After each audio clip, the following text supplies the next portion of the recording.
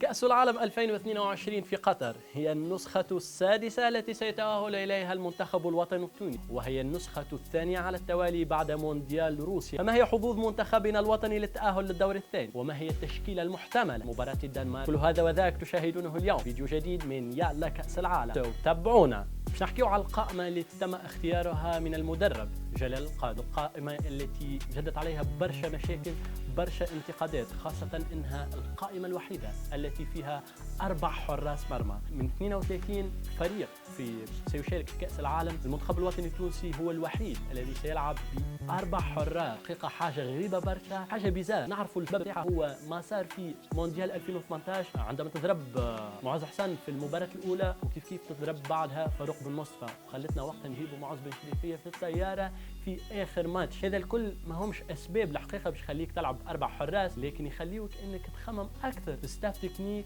في البريباراتور فيزيك، وسورتو في الستاف ميديكال نتاع المنتخب الوطني التونسي. هذوما حاجات تخليك تحسن من طريقتك في التفكير، من طريقتك في التعامل مع الحراس، من طريقة التدريب نتاعهم، وخاصة الاهتمام اكثر بمكلتهم. حاجة اخرى ثبتها الاختيار نتاع 4 حراس هو غياب لاعب رائع، لاعب قام بيرفورمانس مزيانة برشا في الدوري السعودي ولاعب الترجي الرياضي التونسي سابقا، هو سعد بقير. غياب سعد بقير خلاه يتكلم ويقول في الميديا انه ما عادش باش يرجع للإيكيب ناسيونال مادام وديع الجري هو شاد الجامعه التونسيه. هو يحمل المسؤوليه كامله لوديع الجري على غيابه عن القائمه اللي باش تشارك في كاس العالم. حاجه اخرى نخمو فيها هي وجود كل من مرياح ونادر الغندري في دفاع المنتخب الوطني التونسي. زوج جوارات ما قاموش بسيزون مزيانه. غندري مع الكلوب افريكان بريسك ما عمل شيء، وكيف عندنا مرياح اللي خارج من اصابه. عوده البلبولي كيف اللي هو حارس كان معتزل. صحيح نعرفوا البلبولي شنو عمل في كاريره مع الإيكيب ناسيونال، لكن كمان ما يجيش هذا. الحقيقه برشا انتقادات للتشكيله اللي قام باختيارها جلال القادري، ولكن هذا ما يمنعش انه الإيكيب ناسيونال تنجم تعمل حاجه. ربي معانا ان شاء الله في اول مباراه مع الدنمارك. التشكيله تنجم تكون قريبه برشا صار قدام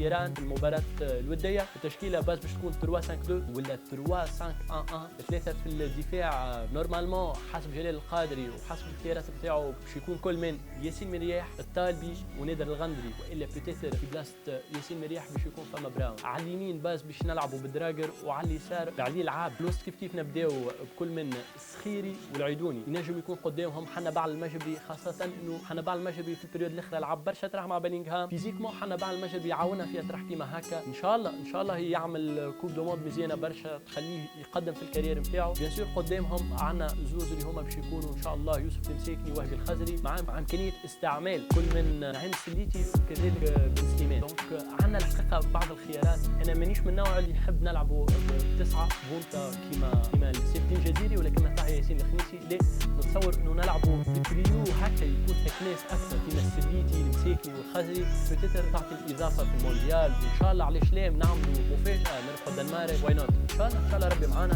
ان شاء الله مونديال مزيان. بيان سور باش نشجعوا المنتخب وان شاء الله ربي معانا. دونك ما تنساوش باش تعملوا لايك شير للفيديو، بيان سور كومنتاراتكم. سؤال الحلقه لليوم هو: من هو اللاعب الذي بدأ مسيرته الاحترافيه في ريد ستار، من بعدها مشى ليل ثم ديجون، وبعدها ولا يلعب في فريق عربي؟ نستناو اجاباتكم. وصلنا لنهايه حلقتنا. ما تنساوش تعملوا لايك، جيم، شير، سبسكرايب، وتابعونا. كان معكم حلمي كلاعي في يلا كاس العالم. باي باي.